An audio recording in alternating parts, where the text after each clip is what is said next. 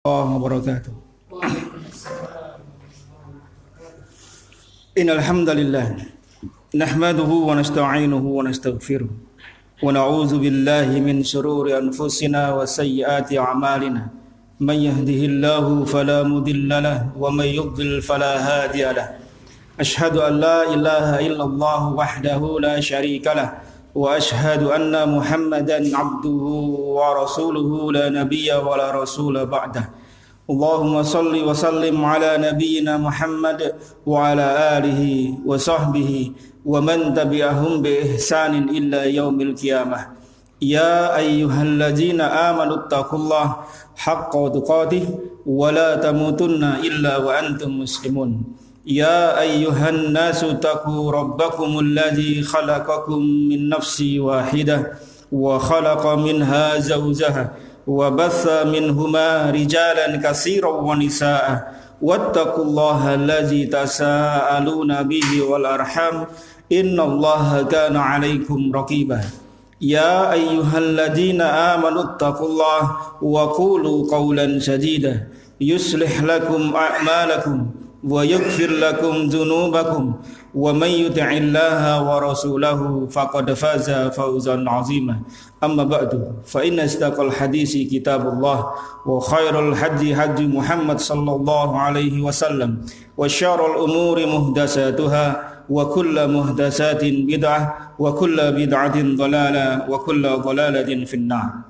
Ma'asyiral muslimin rahimani wa rahimakumullah. Segala puji bagi Allah tabaraka wa taala yang dengan rahmatnya, dengan karunia-Nya, dan dengan nikmat-nikmatnya Allah Subhanahu wa taala memudahkan langkah kaki kita di pagi hari ini untuk datang di antara rumah-rumah Allah Subhanahu wa taala dalam rangka untuk melaksanakan salat subuh berjamaah, dan kita lanjutkan dengan kajian thalabul ilmi dan kita tutup insyaallah dengan salat isyraq. Semoga Allah tabaraka wa taala memberikan kita balasan yang sebaik-baiknya di yaumul qiyamah. Salam dan salawat untuk Nabi kita yang mulia Rasulullah sallallahu alaihi wasallam beserta keluarga beliau, istri-istri beliau, putra-putri beliau, para sahabat serta seluruh kaum muslimin yang mengikuti sunnah Nabi kita hingga yaumul qiyamah. Jamaah sekalian yang dimuliakan oleh Allah Subhanahu wa taala. Pada pertemuan yang lalu kita membahas tentang keutamaan ilmu, kemudian semangatnya para ulama dalam menuntut ilmu, dan kita sebutkan pula sedikit dari beberapa poin yang menjadi penghambat seorang hamba untuk bisa meraih keberkahan faedah dari ilmu yang dia peroleh. Dan sekarang kita lanjutkan pembahasan kita ini pada bab tentang masa-masa futurnya orang-orang mencari ilmu. Dan ini tidak boleh terjadi. Seorang penuntut ilmu, seorang thalabul ilmi, dia harus lebih ekstra dalam mengerahkan tenaganya dibanding dengan orang-orang yang awam, karena dia akan menjadi teladan. Seorang penuntut ilmu, dia adalah orang yang menjadi panutan minimal di keluarganya, sehingga semangat ini harus tetap dia munculkan. Tidak boleh dia kendor dalam melaksanakan ibadah yang satu ini, yaitu menuntut ilmu. Apalagi di belakangan ini, ya, mungkin karena ada liburan, ya, kegiatan-kegiatan yang lain boleh jadi mungkin menyebabkan kita sedikit kendor dalam menuntut ilmu. Dan Nabi SAW telah memberikan kepada kita, ya, keterangan hal ini sebagaimana yang beliau sampaikan dalam Musnad Imam Ahmad di hadis yang nomor 6664. Hadis ini sahih sesuai dengan syarat Imam Bukhari dan Muslim, dari sahabat Abdullah bin Amr bin As radhiyallahu anhuma. Rasulullah sallallahu alaihi wasallam bersabda, likulli amalin siratun wa likulli siratin fatratun.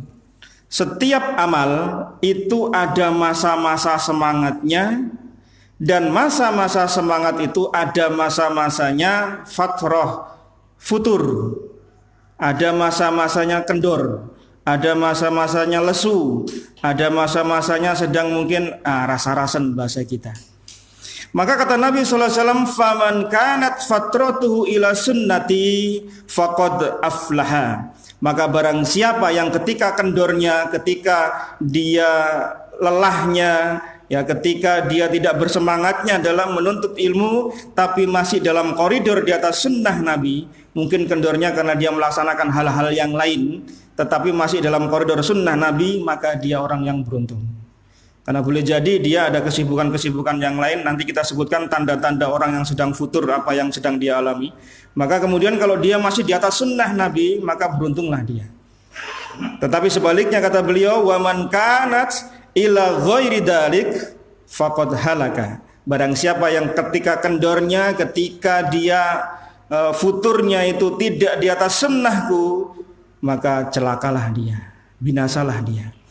Dia isi ya waktu-waktu yang kendor tadi itu tidak untuk menuntut ilmu, tapi dia gunakan untuk hal-hal yang tidak sesuai sunnah Nabi SAW. Celaka dia. Ya, mungkin dia gunakan untuk menghabiskan ya, waktunya untuk bermain maksiat ya, dan hal-hal yang lain yang tidak di atas sunnah Nabi SAW. Maka dia celaka. Ya, orang yang celaka seperti ini. Maka di sana ada tanda-tanda orang yang mengalami masa-masa futur. Orang-orang yang mengalami masa-masa sedang kendor semangatnya. Ya. Yang pertama apa? Tandanya adalah ketika seorang hamba mulai malas dalam beribadah dan melaksanakan ketaatan pada Allah Subhanahu wa taala. Ya, ini pun juga bisa menimpa para penuntut ilmu. Ya, bisa menimpa siapa saja. Ya.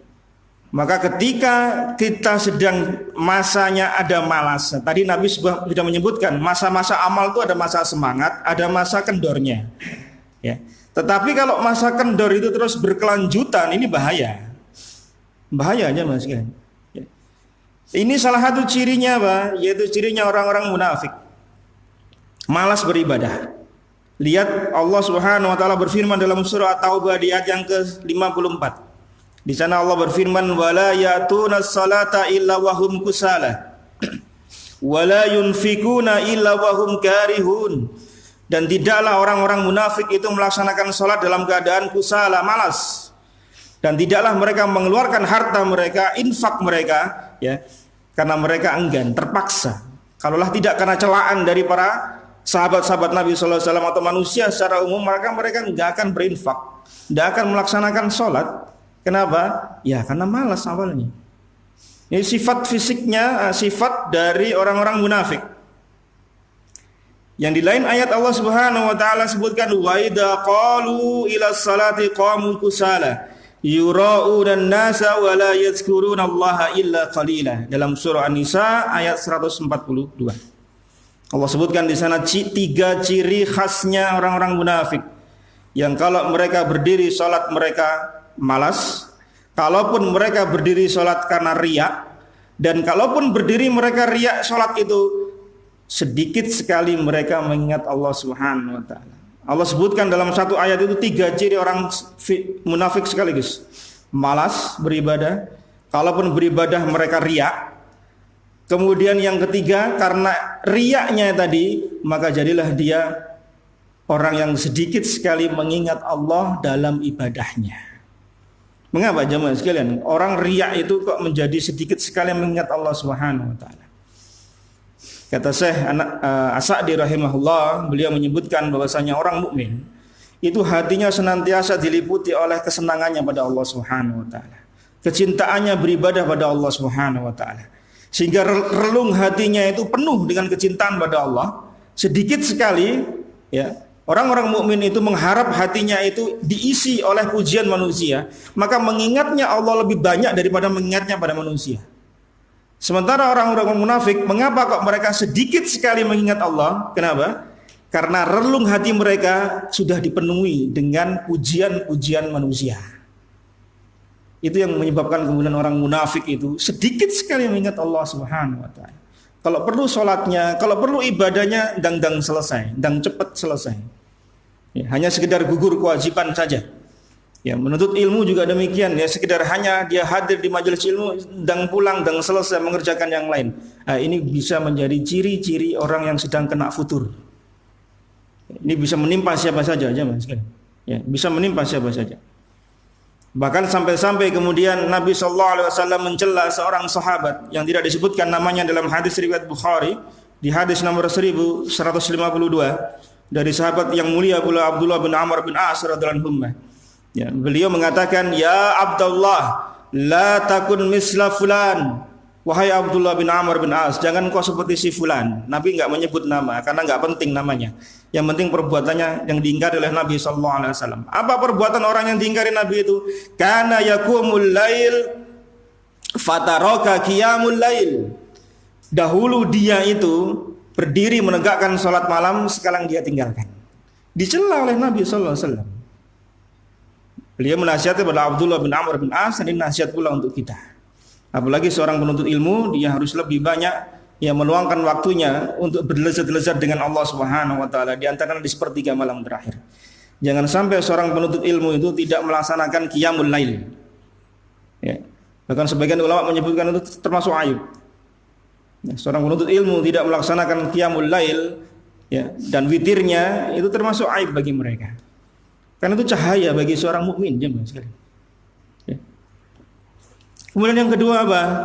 Yang kedua kata para ulama, ciri atau tanda-tanda kita terkena penyakit yang namanya futur dalam menuntut ilmu, ya. Kendor kita dalam mencari ilmu apa? Hati kita terasa gersang. Karena apa? Karena kerasnya hati kita akibat dosa-dosa yang ada pada diri kita. Dosa itu, jemaah sekalian, maksiat itu menyebabkan hati ini gersang. Laksana tanah yang tidak bisa ditanami, ya, tanaman apapun, bibit apapun, ya, tidak akan bisa bersemi, tidak akan bisa berbuah, tidak akan bisa tumbuh di tanah seperti itu. Maka seperti itulah hati yang terkontaminasi dengan maksiat dan dosa. Karena salah satu efek dari dosa adalah menimbulkan kegersangan hati seorang hamba. Nabi SAW sebutkan dalam sebuah hadis riwayat Imam Tirmizi di nomor 3334 dari sahabat yang mulia Abu Hurairah radhiyallahu anhu. Beliau bersabda, "Innal abda idza akhta'a khati'atan nukitat fi qalbihi nuktatun sauda." Sesungguhnya ketika seorang hamba melaksanakan satu dosa, maksiat, maka Allah akan memberikan nokta hitam dalam hatinya. Ya, diberi cap asar, bekas itu warnanya hitam. Karena hati ini pada asalnya sebagaimana cermin yang mencerminkan setiap kali apa yang datang pada dirinya. Tetapi ketika seorang hamba, si pemilik hati ini mulai melaksanakan dosa maksiat, maka ada kotoran di kaca tadi. Ada kotoran di hatinya. Kata Nabi, "Faida huwa naza wastaghfara wa taba sukila qalbah." Jika si hamba ini meninggalkan dosanya, dia beristighfar, dia bertaubat, maka Allah akan cemerlangkan kembali hatinya. Allah bersihkan kerak-kerak hati tadi. Tetapi apa yang terjadi sebaliknya, wa in ada zida fiha hatta ta'luwa qalbah.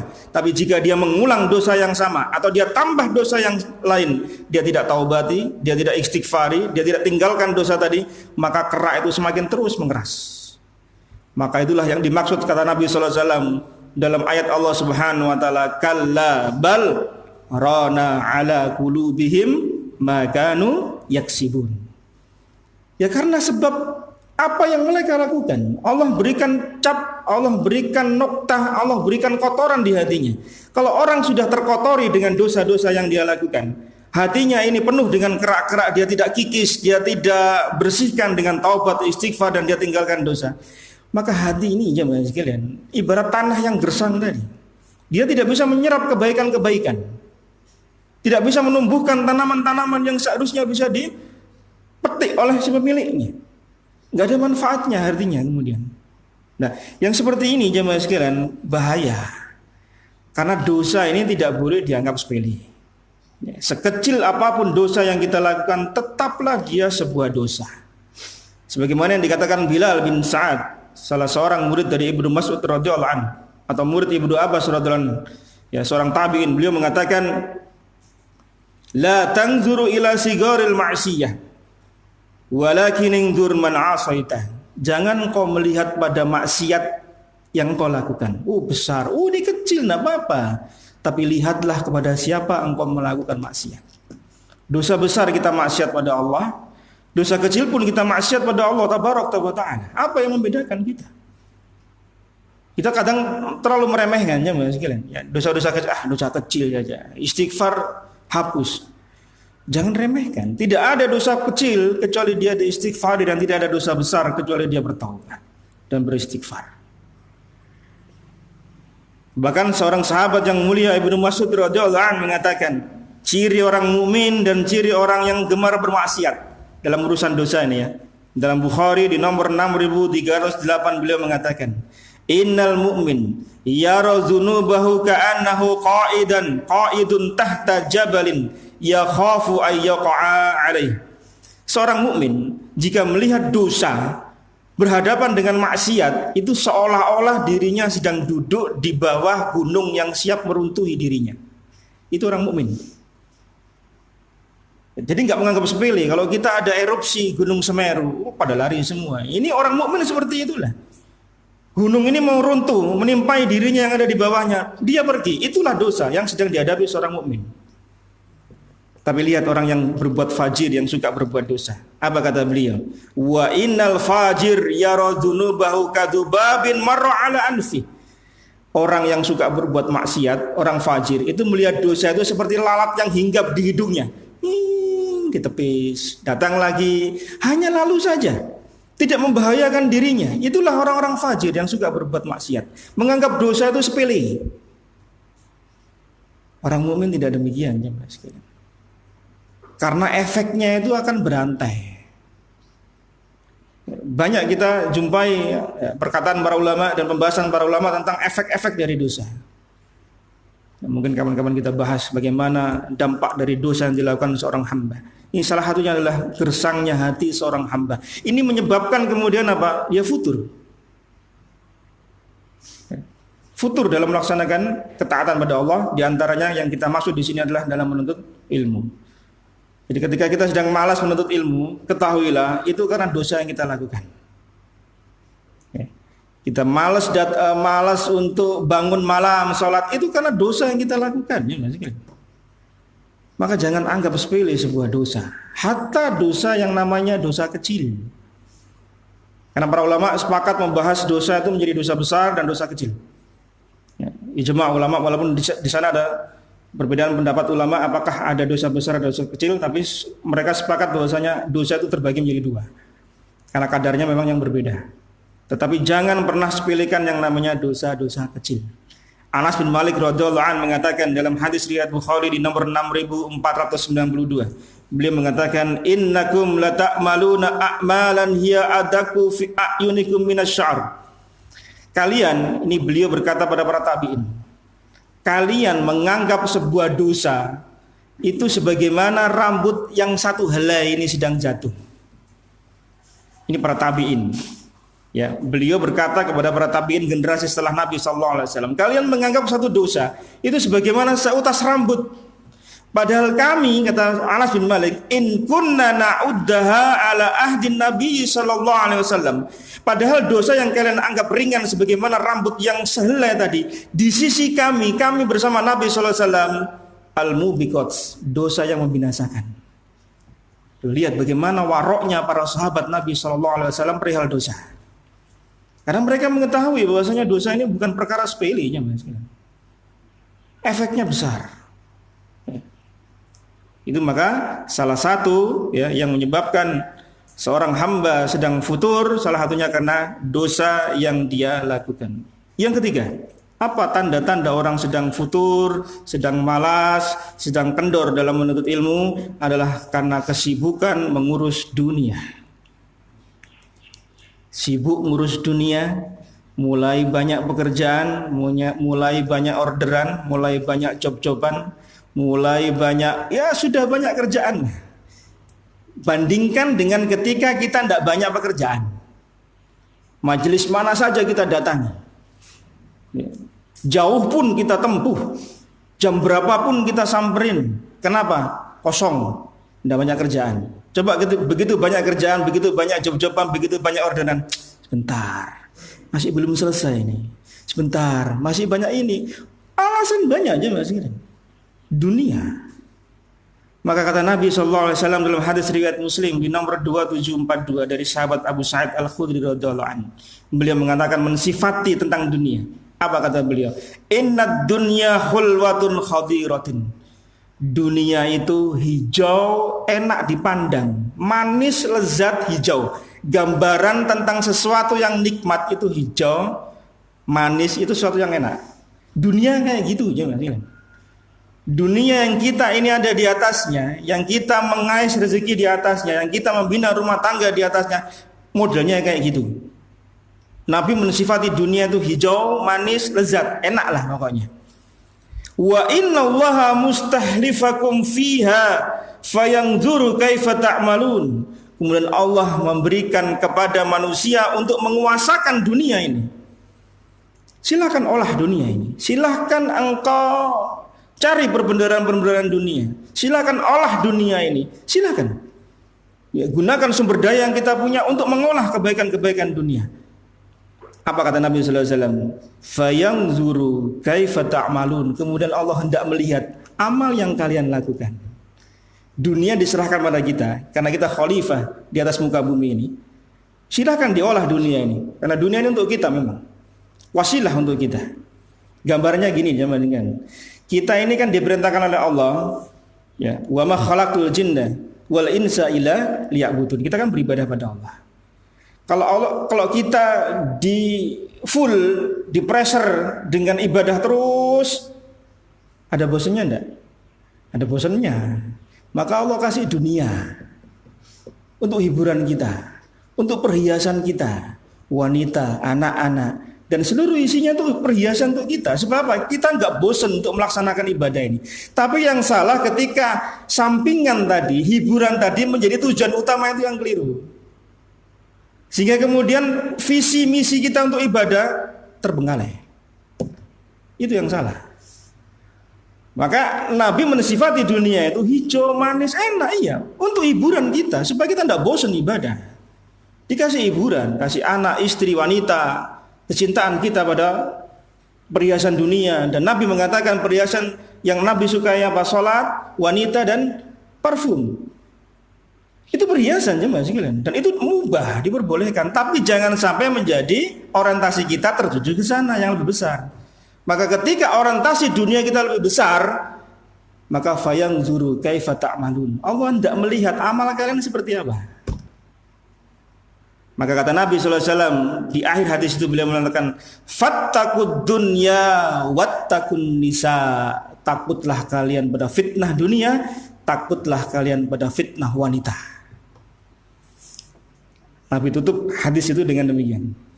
Allah kasih nikmat dunia, Allah kuasakan dunia di tangan kita. Silakan diolah, silakan berkarya, silakan bekerja mengais rezekinya Allah yang halal. Allah tidak membatasi rezeki itu hanya di satu tempat kan? Tidak. Tetapi kemudian jangan lupa kita ini ibadah, gitu. Jangan sampai kita terlena dengan dunia tadi. Allah berikan kita warning. Takutlah pada dunia, takutlah pada fitnah wanita. Karena pertama kali yang menimpa orang-orang Bani Israel fitnahnya wanita. Berhati-hati jemaah sekalian. Yang keempat, tanda-tanda seorang sedang mengalami futur dalam menuntut ilmu adalah ketika dia tidak lagi punya kecemburuan ketika syariat Allah mulai dilanggar. Hatinya ini sudah tidak ada sensornya, sudah mati rasa. Ada syariat Allah dilanggar, diem aja. Keluarganya melakukan kemaksiatan di rumah, diem saja.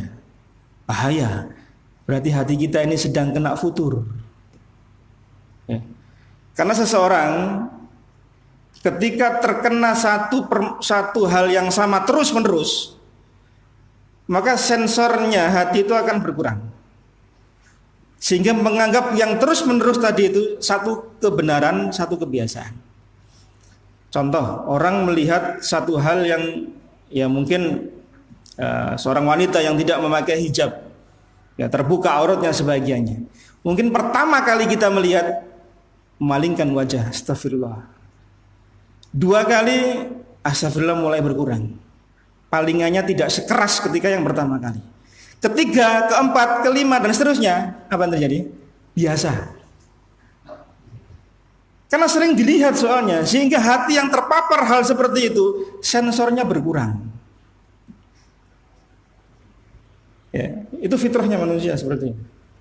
Maka berhati-hati ya Mas. Ya, termasuk ketika kita di media sosial, kadang-kadang ada teman-teman yang masih ikut di grup-grup yang umum gitu ya. Mungkin 1-2 kali dia terpapar satu postingan yang subhat gitu. Mungkin dia bisa menghalau satu dua kali postingan. Tapi setiap hari diposting dengan hal-hal yang subhat isinya. Hati ini lemah. Lama-lama, oh iya bener berarti. Karena setiap hari dia dicocoki seperti itu terus, dicekoki seperti itu terus. Sama kayak mata kita ya Mas. Melihat hal-hal yang haram. Setiap hari yang haram jadi biasa di mata kita. Ya, maka termasuk ini kata para ulama, ya, orang yang jarang melihat hal yang maksiat matanya, itu syahwatnya kuat. Tapi kalau ini sering diumbar, syahwatnya lemah. Syahwatnya lemah. Karena mata ini diumbar terus. Apalagi bagi kaum lelaki ya, di luar sana yang dia lihat itu bukan hanya istrinya. Aneka ragam wanita dengan berbagai macam bentuk. Ya, barangkali mereka lebih cantik daripada istri kita. Di tempat kerja kita mungkin bisa menjumpai wanita-wanita yang pakaiannya lebih indah mungkin daripada istri kita, karena mereka dandan terus di kantor. Nggak mungkin dia pakai roll-rollan, pakai baju kebesaran daster, nggak mungkin. Pasti dia berdandan serapi-rapinya di kantor. Itu kita lihat setiap hari. Iman nggak kuat jemaah sekalian, jatuh kita. Saya menemui beberapa kali kasus, bukan orang awam jemaah sekalian, ikhwan ini ya, terjatuh pada hal-hal yang Allah haramkan. Ya, senang dengan istri orang lain, selingkuh dan seterusnya yang terjadi jemaah sekalian. Dari mana? Kajian. Awalnya karena kajian. Tidak tahu bagaimana, akhirnya tukar-tukaran nomor, telepon, chattingan, bla bla bla bla, kopi darat. Waliyadzubillah seperti ini. Ya, ngaji loh itu. Jadi jangan sepelekan hal seperti ini, jangan. Dari mata, bahaya, betul. Bahaya. Tapi bukan berarti kemudian hal-hal seperti itu tidak ada terapinya, bukan tidak ada obatnya. Setiap penyakit pasti ada obatnya, kecuali satu, apa? Ya, maut atau tua itu tidak ada obatnya. Tua ya wis tua, masuk mau ditipu. Ya orang ada yang menipu dengan cara apa? Berpenampilan layaknya anak muda. Ya, rambut sudah putih, jalan sudah bungkuk-bungkuk disemir, jadi hitam. Bisa nipu? Enggak, jalannya tetap kayak orang tua. Gak bisa ditipu. Para ulama sudah memberikan kita insya Allah obat-obatnya, ya, terapinya. Kita lanjutkan dengan obatnya, terapinya orang yang sedang kena futur. Jadi kalau kita mungkin terindikasi dari 4 poin ini, ya, poin 4-empatnya atau satu diantaranya, jangan sepelekan. Kita ini sedang kena futur nih mas sekalian. Jangan sepelekan, futur ini tidak ada obatnya di medis, dideteksi di penyakit-penyakit poli dalam tidak ada. Antum pergi ke rumah sakit mana saja, termasuk rujukan COVID pun juga nggak ada ini. Ya. Ini terapinya ada pada terapi Al-Quran dan As-Sunnah. Ya. Apa terapinya? Insya Allah kita sampaikan yang berikut. Yang pertama adalah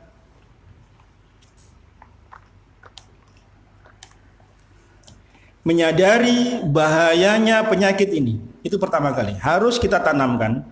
Penyakit futur itu bukan penyakit biasa. Kendornya orang semangat menuntut ilmu itu bukan penyakit biasa. Sadari, pahamkan diri kita itu penyakit bahaya. Maka insya Allah akan kita cepat terangkat dari penyakit tadi. Contoh, kita terkena atau didiagnosa oleh dokter terkena penyakit medis. Contohnya apa? Kolesterol.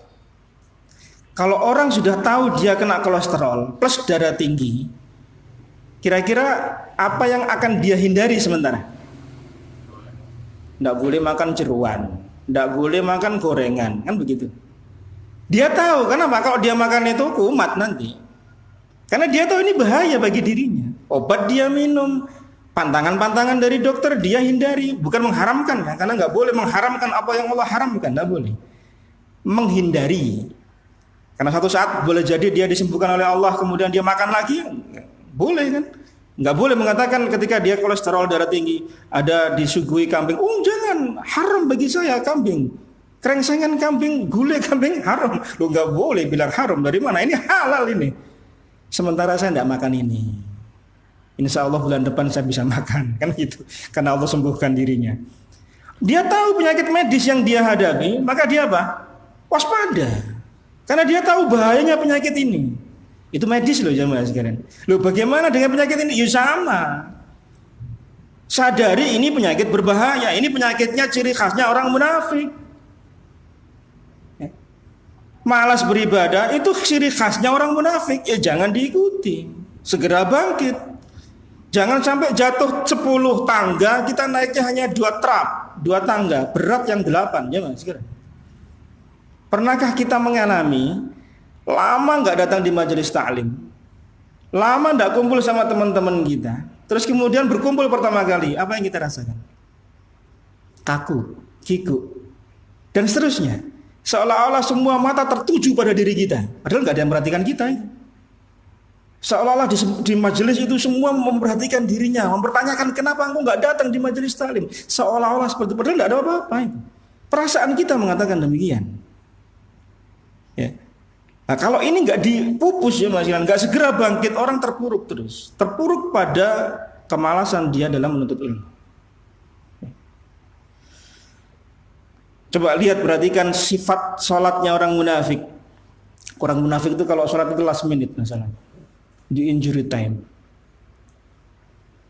Dalam hadis riwayat Muslim di nomor 622, kata Anas bin Malik radhiyallahu an, kata Nabi SAW, tilka salatul munafiq. Itulah salatnya orang munafik. Seperti apa? Yajlisu yarkubu syams hatta idza kanat baina qarnai syaitan qama fanaqaraha arba'an. Orang munafik itu nunggu sholat asar, menjelang matahari itu turun tenggelam di antara 2 tanduk syaitan. Waktu yang terlalang untuk sholat itu. Itu orang munafik itu nunggu-nunggu kayak gitu. Tunggu. Setelah itu apa? Kata Nabi, fanaqaraha arba'an, 4 kali patukan. Bukan 4 rakaat. Ya. Nabi enggak menyebut 4 rakaat asar, bukan. 4 kali patukan. Sebagaimana kita lihat ayam, burung yang sedang matuk, ya kayak gitulah sholatnya orang munafik. Kenapa? Mau sholat maghrib ya soalnya. Otomatis dia cepat sholatnya. Lah, kalau sudah cepat seperti ini, bagaimana dia bisa mengingat Allah Subhanahu wa taala? Bagaimana bisa khusyuk? Bagaimana bisa tumakninah? Nah, bisa aja Mas. Dan ini masih kita jumpai di sebagian kaum muslimin. Sholat sudah hampir-hampir waktu habis. Beberapa kali kita jumpai hal seperti itu. Sangat menyedihkan memang. Dengan pekerjaan, dengan berbagai macam aktivitasnya, kemudian melalaikan sholat asar, hampir-hampir jebol untuk waktu sholat berikutnya. Ini hampir-hampir loh ya, ketika matahari sudah di antara 2 tanduk setan, itu sudah mau selesai maghrib. Pleng, masuk maghrib.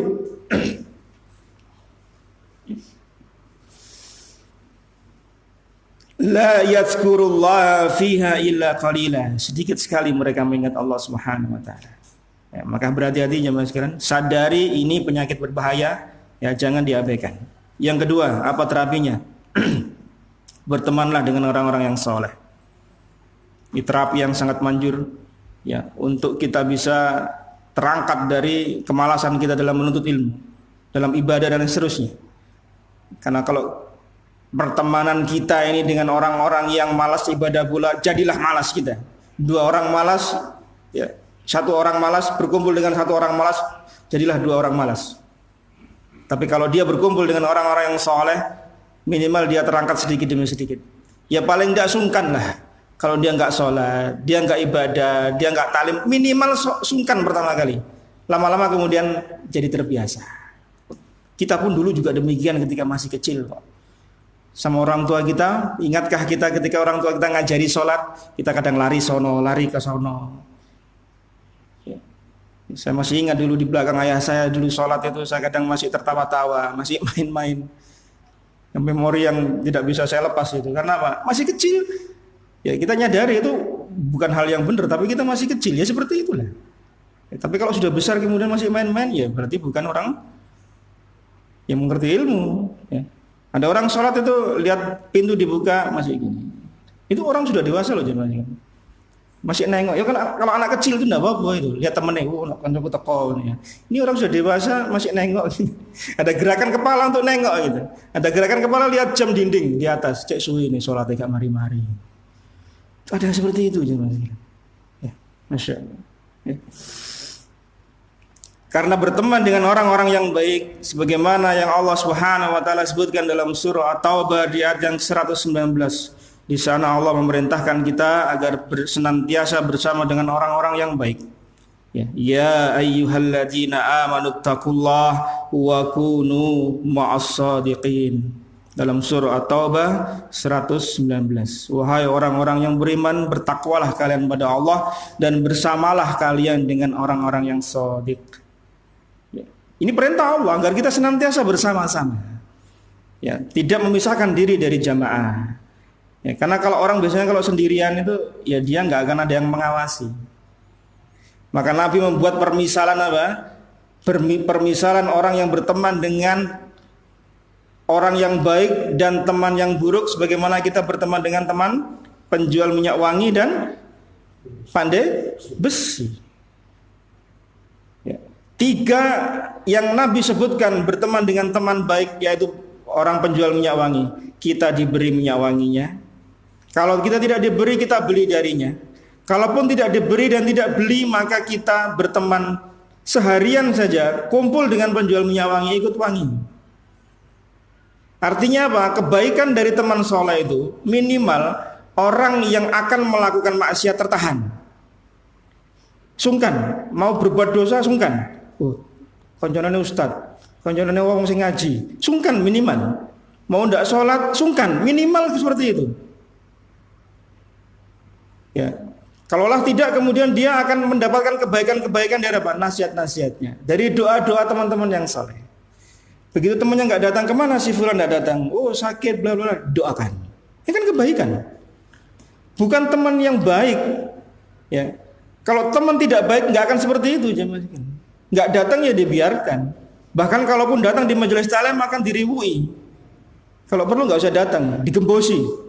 Ya, nggak usah datang ke majelis taklim. Ngapain buang-buang waktu? Maka kalau kita berteman dengan penjual minyak wangi, berteman dengan orang yang soleh, banyak kebaikan-kebaikan. Mungkin kita sedang malas dalam datang ke majelis taklim. Kenapa engkau tidak datang? Ya karena nggak ada kendaraan. Oh, saya jemput. Wah, ini teman yang baik. Wah, saya ini kalau nggak sarapan dulu sebelum taklim itu nggak bisa. Ayo tak ajak sarapan dulu mau taklim. Masya Allah. Ya. Tapi biasanya saya pulang tuh ditanya sama istri saya, Mbak oleh-oleh enggak? Nanti tak belikan oleh-oleh pulang taklim. Masya Allah. Ini teman yang harus dicari kayak gini. Teman yang ngajak neraktir, pulang disangoni ini, Masya Allah, digonceng lagi, atau pakai mobil lagi. Ini nikmat punya teman kayak gini ini ya. Kita punya beberapa teman dulu itu modelnya kayak gitu ya. Sukanya nyamperin teman-teman yang enggak punya kendaraan. Dia punya mobil memang. Jadi dia datang ya teman-teman. Ayo taklim yang searah dengan dia itu didatangi satu-satu. Ya, dikasih kabar, kamu berangkat apa enggak? Samperin. Pulang makan bareng-bareng teman. Dia yang bayarin. Masya Allah. Ya, ini nikmat kan seperti ini. Teman soleh ya akan mengangkat ya, moral kita, akan mengangkat ya, keterpurukan kita. Dan Nabi SAW dalam hadis riwayat Bukhari dan Muslim memberikan permisalan yang sangat bagus.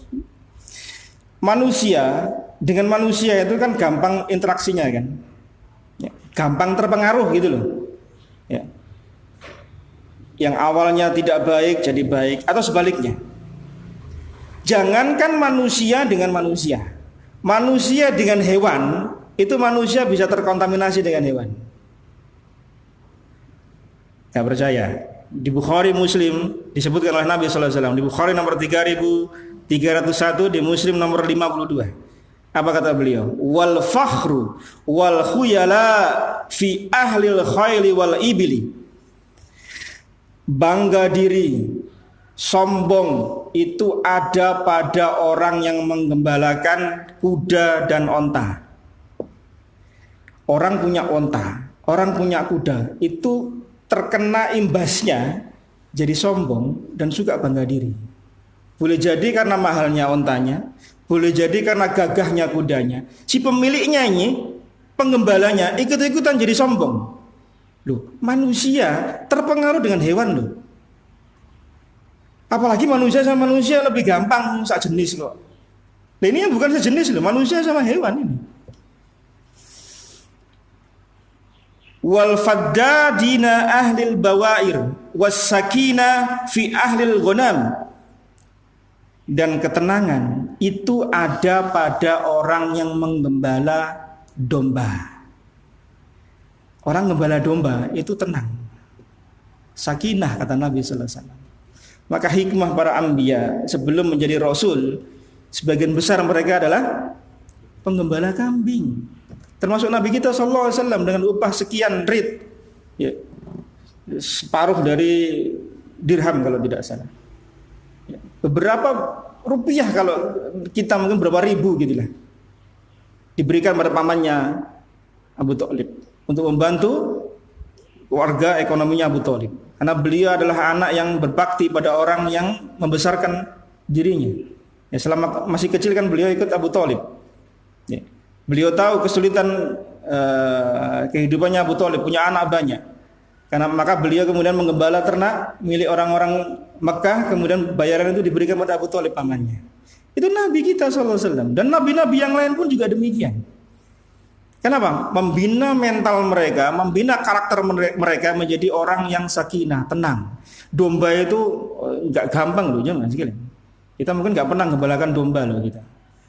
Lari sono, lari sini dengan sekian jumlah, enggak cuma 1 2 ini. Maka kalau kita ingin belajar menjadi seorang pemimpin, leader, ya, yang gembalalah kambing. Kalau enggak punya ya itik lah ya. Di Sidoarjo Surabaya enggak punya kita lahan besar untuk melihara kambing ya. Itik lah paling enggak ya. Ngajar di sana. Masya Allah. Betul itu. Itu orang menjadi sabar, tenang, dan tawadhu. Lihat para anbiya kita, dididik oleh Allah jiwanya, karakternya sejak mereka masih belum terangkat menjadi seorang nabi dan seorang rasul.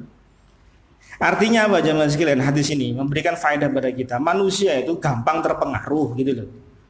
Maka carilah orang-orang yang soleh, teman-teman kita. Bukan berarti kemudian kita nggak berteman dengan orang lain, salah, kan? Kita menutup diri dari orang lain, tidak, salah itu. Karena dakwah ini harus tersebar di mana saja.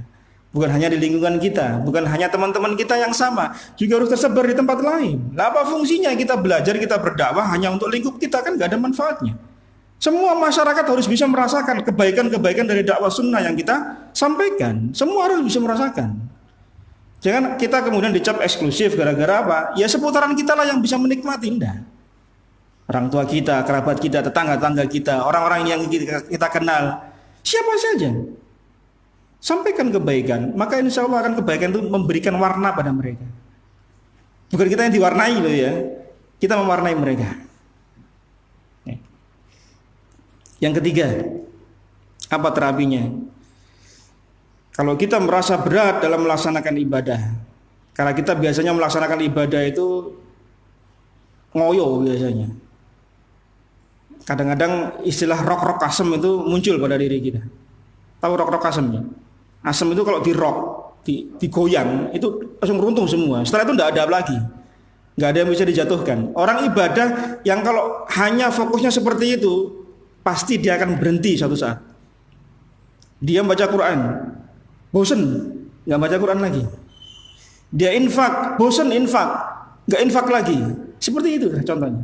Maka yang ketiga ini apa terapinya? Continue dalam beramal meskipun sedikit. Baca Al-Quran 1 halaman depan atau bolak-balik, tapi rutin. Jangan khatam 1 bulan, habis itu off 9 bulan. Kenapa? Wis khatam, capek, istirahat. Karena apa? Dia ngoyo, kejar terus, selesai, capek. Nah ini yang nggak dikendaki seperti ini, jemaah sekalian. Lebih baik kita continue pelan sedikit tapi istimror, terus menerus continue, gitu loh. Infak Ya, keluar 1 juta, habis itu eman-eman. Kalong 1 juta. Mending sedikit-sedikit, tapi terus-terusan. Nilainya pun sama 1 juta, tapi secara berkala. Hati ini lebih tertata.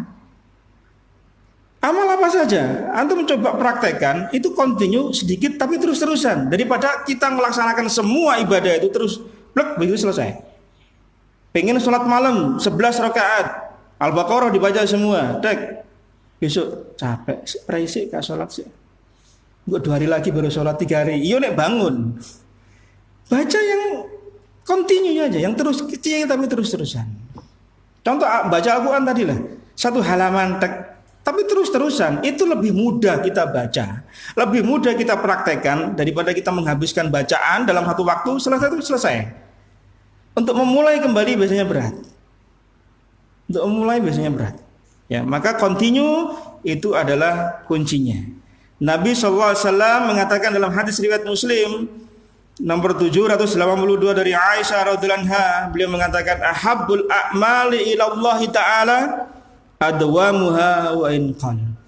Sesungguhnya amal yang paling dicintai oleh Allah tabaraka wa taala adalah amal yang terus dawam dilakukan wa in qal, walaupun sedikit. Sidik-sidik tapi terus. Bukan banyak tapi berhenti. Banyak terus alhamdulillah itu. Tapi kan tidak mungkin kita ngetrack terus ritme kita, tidak mungkin ya Mas. Kita ini punya masa-masanya sibuk ngurusi keluarga, rumah tangga, pekerjaan, masyarakat dan seterusnya. Ada masanya kita tidak punya waktu untuk ibadah. Kalau kita full track terus, kenceng terus, pasti capek. Pasti nanti suatu saat kita akan futur, nyesel, berhenti, kemudian nggak ibadah lagi, nggak nuntut ilmu lagi. Ini salah. Maka terapinya apa? Sedikit demi sedikit dilakoni. Kajian yang mungkin sebulan sekali terus diikuti. Kajian yang 2 pekan sekali, begitu seterusnya. Itu menambah ritme semangat kita. Ada hewan kita itu 1 hari bisa 3-4 kali kajian itu datangnya semua. Dari subuh sampai malam. Ya karena mungkin pekerjaannya lebih longgar beliaunya, sehingga kemudian bisa ngatur waktu, bisa datang sana sini. Alhamdulillah. Ya, tapi ada yang kita mampunya mungkin sepekan sekali, ada yang sebulan sekali, yang monggo. Artinya apa? Kita tetap ritmenya itu masih terus. Jangan kemudian kita off kelamaan. Ya, layaknya orang habis puasa Ramadan, ya, habis mampu-mampunya ibadah, ya, kemudian capek. Hari raya masjid langgar surau mulai sepi pengunjung, sampai-sampai dicari, ya, jamaah yang dahulu jamaah di masjid ini pada kemana, sampai dicari itu sama takmirnya itu, pada pergi semua, tidak tahu kemana. Nah ini yang nggak kita kehendakinya Mas kalian. Seorang mukmin senantiasa dia beribadah itu dalam kadar yang dia punya, ya, dengan kadar yang dia punya. Yang keempat, apa terapinya? Yaitu bersabar. Karena jiwa ini jamaah sekalian itu pada asalnya itu ingin dipalingkan dari amal soleh. Tapi begitu kita beramal soleh, kita merasakan berat dalam menuntut ilmu, berat dalam melaksanakan ibadah, maka ini butuh kesabaran. Orang sholat tidak kelar-kelar, yuk sabar. Puasa kok nggak hari raya, yuk sabar. Menuntut ilmu kok nggak bisa-bisa, ya sabar. Kok nggak selesai-selesai materinya, yuk sabar. Sabar kuncinya aja Mas. Kalau kita mengetahui bahwasanya semua itu butuh pengorbanan, maka kita akan bisa melalui semua itu dengan lapang, dengan sabar. Allah Subhanahu wa taala memerintahkan kepada kita, wasbir nafsaka ma'al ladina yad'una rabbahum bil ghadati wal 'ashi yuriduna wajhahu wala ta'du aynaka anhum turidu zinatal hayatid dunya. Al-Kahfi ayat 28. Bersabarlah kalian bersama dengan orang-orang yang beribadah pada Allah. Nah, kita ini diperintahkan untuk sabar. Disuruh sabar. Ibadah sabar, nuntut ilmu yo sabar. Kita nggak bisa jamaah sekalian, nuntut ilmu instan nggak bisa. Nuntut ilmu itu butuh kesabaran. Banyak materi-materi, banyak ya pelajaran yang belum kita gali seluruhnya. Banyak sekali. Khasanah ilmu para ulama itu banyak sekali. Dan apa yang tertuang dari tulisan-tulisan ulama di kitab-kitab mereka itu belum mewakili seluruh kapasitas ilmu mereka. Ketika seorang ulama menulis satu kitab, apakah misalnya tentang sholat, apakah ulama tersebut hanya piawai, mahir di bidang sholat? Tidak, jawabannya. Karena beliau masih punya khasanah ilmu yang lain yang belum tertuang dalam kitab tadi. Bahkan ada seorang ulama itu ya, menulis kitab itu kalau di total itu panjangnya bisa sampai 20 meter. Kitabnya disusun. Ada yang sampai 100 meter. Yang mungkin kalau kita baca mungkin sampai meninggal nggak selesai-selesai juga itu. Kalau ditumpuk disusun itu satu soft, dua soft itu baru selesai kitabnya. Bayangkan mereka diberi keberkahan ilmu, diberi keberkahan waktu di rentang waktu hidupnya yang hanya sekian. Allah berikan kemampuan mereka untuk menulis, menuangkan ilmu yang mereka punya. Ya. Nah itu semua apa? Butuh kesabaran. Dan tidak bisa semuanya kita lahap dalam satu waktu. Enggak. Saya ingin bisa pelajaran ini, ya tidak bisa kemudian kita lahap sekali waktu selesai, tidak bisa. Sabar. Antum harus sabar. Yang ngajar sabar, yang belajar juga sabar. Semuanya harus sabar. Kalau salah satu pihak nggak sabar, bubar. Ustaznya nggak sabar, yang ngajar nggak sabar. Antum diberitahu nggak bisa, selesai aja. Atau muridnya nggak sabar-sabar, ya kok nggak selesai materinya, bubar aja, loh ya nggak bisa. Ya, semua harus perlu dengan kesabaran. Yang kelima, apa terapinya? Ingatlah tentang hakikat dunia. Tadi kan poinnya tentang futur tadi, tandanya kita sibuk untuk urusan dunia. Maka terapinya apa? Yang kelima ini, ingat hakikat dunia. Allah banyak menggambarkan tentang hakikat dunia dalam banyak ayatnya, dalam banyak hadisnya Nabi SAW, sebagaimana yang hadis yang kita bawakan tadi. Satu ayat pula dalam surah At-Taubah ayat 64. Di situ Allah juga mensifati tentang dunia. Apa kata Allah? Wa ma hadhil hayatud dunya illa lahwun wa la'ib. Sesungguhnya dunia ini hanyalah senda gurau dan permainan. Tidak ada yang abadi, tidak ada yang serius. Senda gurau dan permainan. Permainan itu nggak ada pemain yang main terus, nggak ada. Pasti ada yang akan diganti. Ada yang cedera, kena kartu dan seterusnya. Seperti itulah dunia yang kita nikmati sekarang. Yang kita dapatkan dari jerih payah dunia itu hanya sementara. Tidak ada yang abadi. Kalau kita tahu hakikat dunia seperti itu loh, kenapa kita ngoyo untuk urusan dunia gitu loh? Kita nggak ngoyo untuk urusan akhirat, tapi kita ngoyo untuk urusan dunia. Orang kaya itu tidak dilarang dalam Islam, jangan sekiranya tidak dilarang. Islam tidak melarang orang punya kaya, punya harta, tidak dilarang. Silakan mencari harta. Coba kita tengok berapa sahabat Nabi SAW, walaupun mungkin nggak sampai hitungan jari kita habis, yang Allah berikan kelimpahan rizki, kemudian rizkinya jadi berkah. Ya, nikmal mal as-salih lil mar'is salih. Harta yang berkah itu di tangan orang yang saleh. Harta di tangan orang saleh itu berkah. Lihat harta di tangan Abdurrahman bin Auf. Harta di tangan Utsman bin Affan radhiyallahu an. Harta di tangan Abu Bakar As-Siddiq radhiyallahu an. Berkahnya Mas sekalian. Harta mereka digunakan untuk jihad fi sabilillah, membantu nabinya SAW di masa-masa sulit.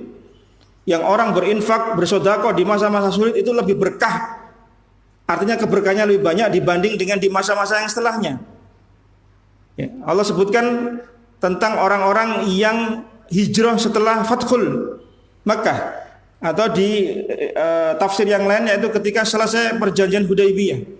Itu perbedaan mereka jauh. Karena di masa-masa itu sulit untuk orang berinfak, butuh dana. Tapi di masa-masa Islam sudah mulai berkembang. Orang kan mudah memobilisasi dana kan besar. Mudah. Di tempat ini mungkin orang cari dana dulu sulit. Maka ketika orang berinfak di masa itu keberkahannya besar.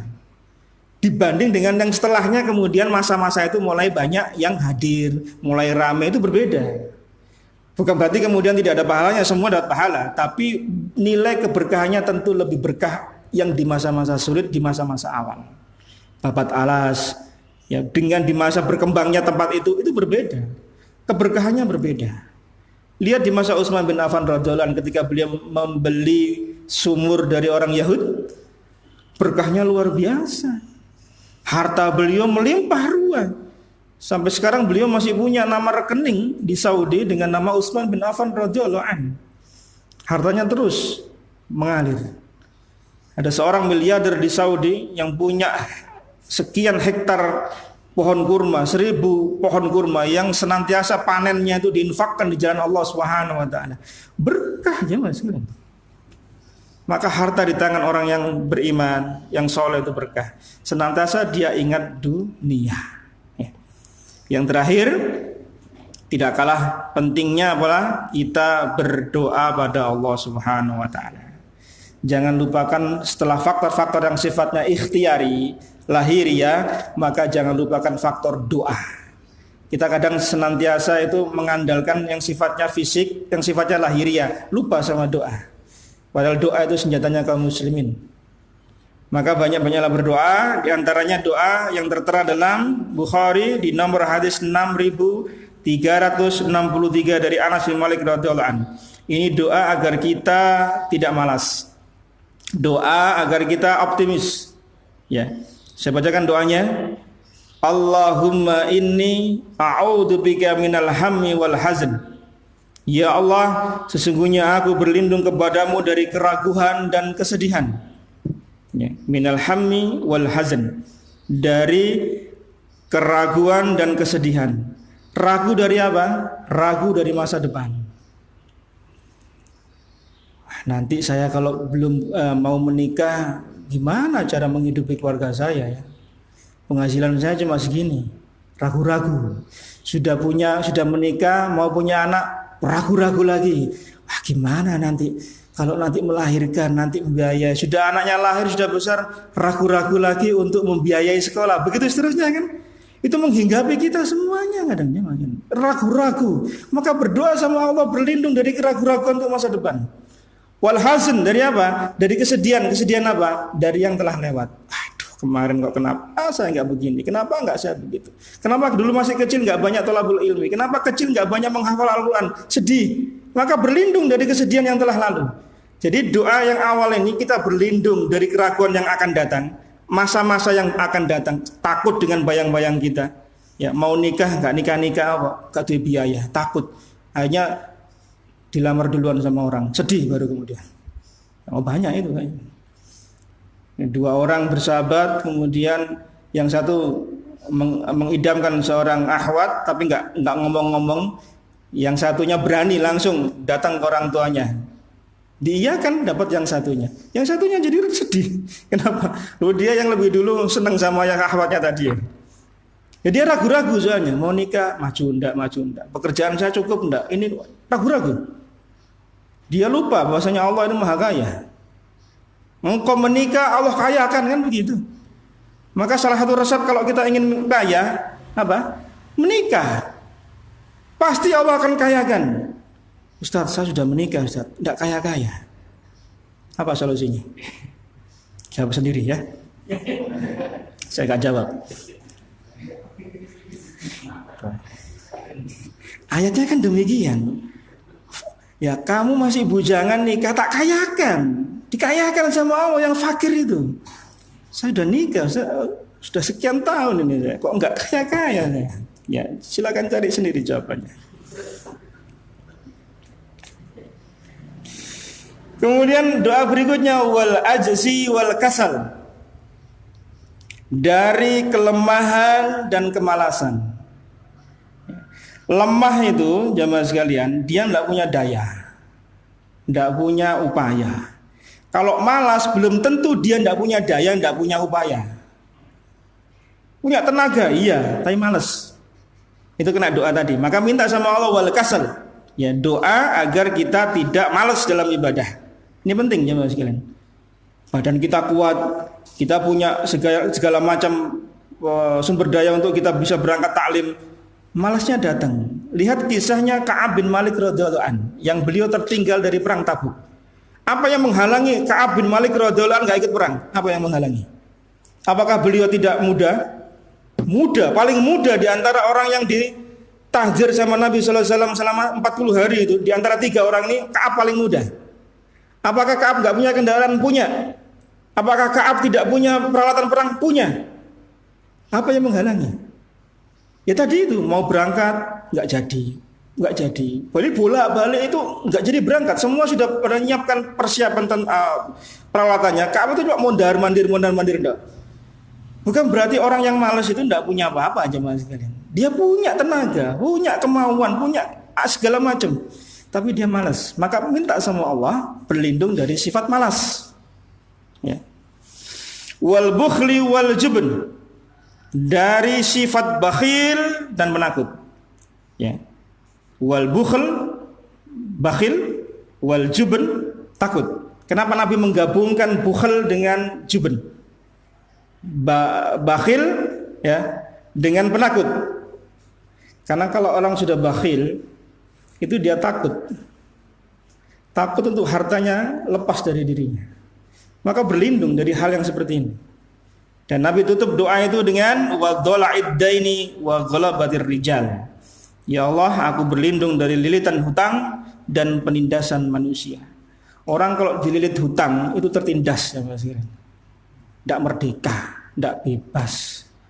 Mau ketemu takut karena belum bayar. Padahal yang punya uang tidak ngapa-ngapain. Merasa tertindas, tidak merdeka. Maka Nabi gabungkan tadi itu, ya, dari lilitan hutang dan penindasan. Orang kalau punya hutang banyak itu merasa tertindas. Dan yang wakil jemaah sekalian di Mesir, bukan di Mesir, di Afrika itu ada satu negara atau beberapa negara itu yang merasa tertindas, tidak punya otoritas di negaranya, tidak bisa menjalankan kebebasan dia beragama, termasuk sholat juga. Karena apa? Negaranya ini punya hutang dengan negara-negara kafir. Saya nggak sebutkan negaranya. Ya. Itu tertindas. Kenapa? Yang punya uang merasa menguasai negara tadi. Karena negara ini sudah otomatis bukan secara hukum, itu di bawah negara yang punya uang tadi. Sampai sholat itu tidak bisa. Dikejar-kejar sholat itu. Sampai sholat Jumatnya pun itu nggak bisa menegakkan sholat Jumat. Sampai demikian. Ya, orang kalau sudah punya hutang besar, ya, terlilit, ya dia nggak merdeka, merasa tertindas. Maka bijaklah dalam membelanjakan harta kita. Ya, di sana ada adab-adab dalam orang membelanjakan harta. Kemudian ada adab-adab pula orang sedang berhutang dan seterusnya. Itu nanti ada pembahasan tersendiri. Ya. Walhasil jamaah sekalian rahimani wa rahimakumullah, saya tutup kajian ini dengan sebuah hadis dari Nabi sallallahu alaihi wasallam di hadis riwayat Muslim nomor 2674. Ya, dari segala macam terapi yang disampaikan para ulama tadi, ya, dengan tanda-tanda yang kita ketahui dari sifat futur, malas yang kita hadapi, di sana ada hadis Nabi sallallahu alaihi wasallam yang memotivasi kita agar kita senantiasa bersemangat dalam melakukan hal-hal yang positif. Apa kata beliau? Ihris ala ma yanfa'uk wasta'in billah wala ta'jiz. Muslim nomor 2674. Ihris ala ma yanfa'uk. Bersemangatlah kalian untuk melakukan hal-hal yang memberi manfaat untuk kalian, untuk urusan dunia, untuk urusan akhirat. Wasta'in billah. Semangat tadi minta tolong sama Allah Subhanahu wa taala, berlindung pada Allah Subhanahu wa taala. Wala ta'jiz, dan jangan lemah. Ini perintah Nabi sallallahu alaihi wasallam. Kita disuruh semangat. Semangat mencari rezeki, mencari urusan dunia kita, mencari lebih-lebih akhirat kita, yaitu apa? Mencari ilmu. Ihris, semangat. Orang muslim itu tidak boleh malas. Orang muslim itu tidak boleh hanya menerima apa adanya. Tidak boleh. Dia harus semangat. Dia harus mengupayakan hal-hal yang memberi manfaat untuk dirinya. Saya tidak punya pekerjaan, Ustaz. Loh, pekerjaan tidak harus di kantor, jangan sekalian. Orang bekerja nggak harus berdasi, nggak harus nenteng tas, bersepatu licin, tidak. Antum berkarya di mana saja berada. Yang penting halal, tidak melanggar syariat Allah Subhanahu wa taala. Itulah rezeki dari Allah Subhanahu wa taala. Karena kadang image berpikir kita itu terkotak hanya satu tempat gitu loh. Sehingga kemudian ketika ini terbuntu, kita bingung. Yo cari rezeki mana lagi lu? Rezeki Allah itu luas, tanah Allah itu luas. Silakan antum berkarya apa saja yang menghasilkan, yang penting halal. Itulah manfaat dari semangat ihris ala ma yanfa'u. Jangan lemah. Ya. Semoga terapi ini ya sebagai penutup dari kajian 2 kali kita tentang semangatnya para ulama dalam menuntut ilmu ya, dan masa-masa futur yang kemudian kita tutup dengan terapinya. Semoga Allah Subhanahu wa taala menjadikan kita senantiasa istiqomah ya di atas sunnah Nabi-Nya sallallahu alaihi wasallam, senantiasa bersabar dalam beramal soleh. Semoga Allah Subhanahu wa taala menjaga kita semuanya. Saya tutup dengan doa ya, kalau tidak ada pertanyaan. Ya, monggo. Kalau teman penjelasan penuntut ilmu itu kategorinya apakah memang secara rutin, artinya di suatu akademi, atau bagaimana dengan status kami ini juga yang juga berusaha menuntut ilmu, apakah juga termasuk? Yang kedua, futur ini berlaku juga apakah mungkin bisa terkadang muslim, ada muslim yang apa istilahnya fasik gitu ya, muslim berarti juga melakukan dosa-dosa gitu. Apakah juga ini berlaku untuk muslim yang kategori fasik? Nah, ya seorang penuntut ilmu dia tidak harus hadir di majelis yang sifatnya formalitas. Karena di tempat lain ya ilmu itu tersebar. Karena ada orang-orang yang Allah berikan nikmat bisa bermulazamah di tempat-tempat yang formal, ada yang tidak. Maka seorang penuntut ilmu adalah orang yang senantiasa mencurahkan waktunya, tenaganya, pikirannya ya dia gunakan untuk mencari ilmu. Dan kita sebagaimana yang kita alami saat ini ya, maka kita adalah orang-orang yang berusaha untuk menjadi seorang thalib. Kita berusaha menjadi seorang penuntut ilmu. Kalau dikatakan penuntut ilmu secara murni memang belum.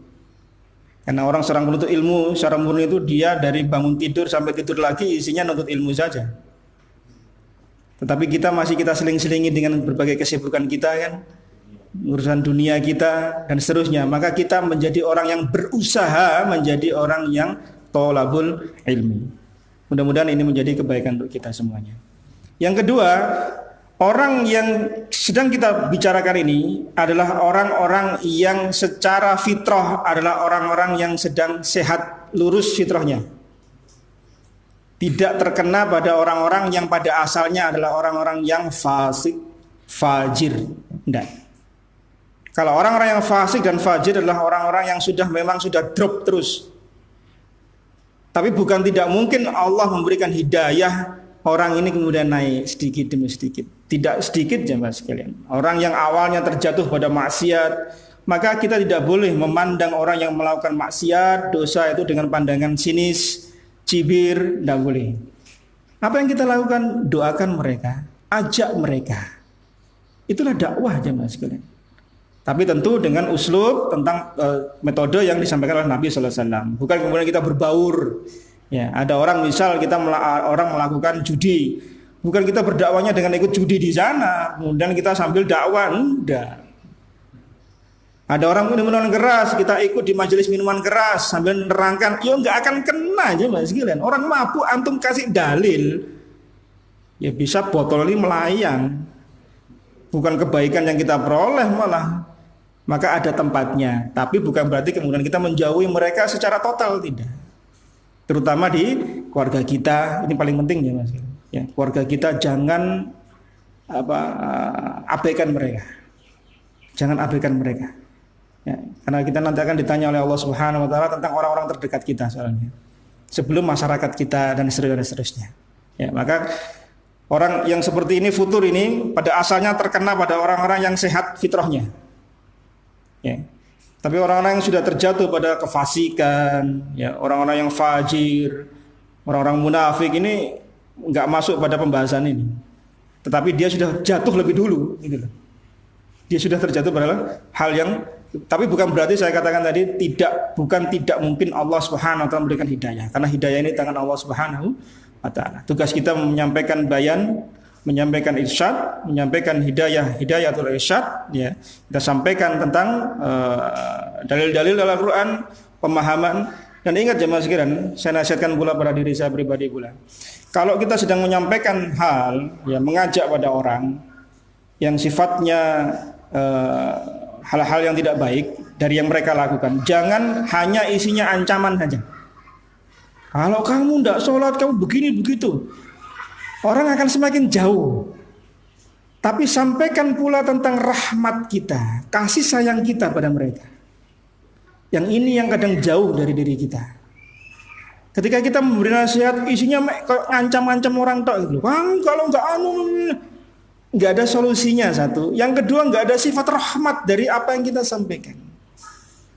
Sampaikan pula, ya, wahai saudaraku, kalau engkau tidak begini, saya khawatir engkau akan begini dan begitu. Karena kita sayang, sampaikan seperti itu. Maka ada dua sisi hal yang harus kita sampaikan. Dakwah itu butuh kelemah lembutan dan kasih sayang. Ini yang dikatakan oleh Syekh bin Baz dan Syekh Albani rahimahullah di masa hidup beliau. Ini yang jauh dari para penuntut ilmu. Ya, kita lebih sering mengedepankan apa yang sifatnya ancaman. Kalau kamu nggak begini, begitu. Rahmat ini belum keluar pada diri kita. Kasih sayang ini belum keluar pada diri kita. Padahal di masa sekarang, ini beliau katakan di masa beliau mungkin 10-15 tahun yang lampau atau 20 tahun yang lampau. Itu umat ini butuh dengan kasih sayang dan rahmat dalam dakwah. Betul. Umat ini butuh rahmat dan kasih sayang dalam berdakwah. Kita nggak bisa keras-kerasan jemaah sekalian. Orang kan lari duluan. Lihat Nabi SAW, Allah berikan rahmat, ya. Fabi rahmati minallah. Allah berikan rahmat. Kalau enggak engkau Muhammad, ya, berlaku keras, ghalidun, ya, kemudian kasar, lang faddu min haulik. Mereka kan lari. Para sahabat itu lari dari Nabi SAW. Ini para sahabat loh jemaah sekalian. Sahabat yang notabene hatinya ini paling lembut. Tabarun quluban. Hatinya yang paling baik di antara seluruh umat manusia setelah Nabinya SAW itu para sahabat Nabi SAW. Itu kalau Nabi keras, kasar, itu sahabat pergi. Lah orang-orang di sekitar kita ini bukan levelnya sahabat. Hati mereka nggak sebagaimana sahabat. Maka kasih sayang, lemah lembut itu harus lebih ditekankan. Ini nasihat pula untuk saya pribadi dan antum semua. Kalau mau berdakwah, monggo silahkan antum sampaikan sesuai yang kita fahami, yang antum faham betul, sampaikan. Tapi tadi, ya, iringi dengan kelemah lembutan, iringi dengan kasih sayang. Maka insya Allah akan banyak kebaikan-kebaikan. Ya, Allahu a'lam bishawab. Cukup nggih? Mudah-mudahan bermanfaat. Ya.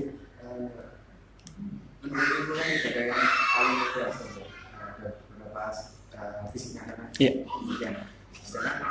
Kadang-kadang kalau kita event-event kajian itu biasanya mepet akhir pekan, kayak Jumat, Sabtu, Minggu.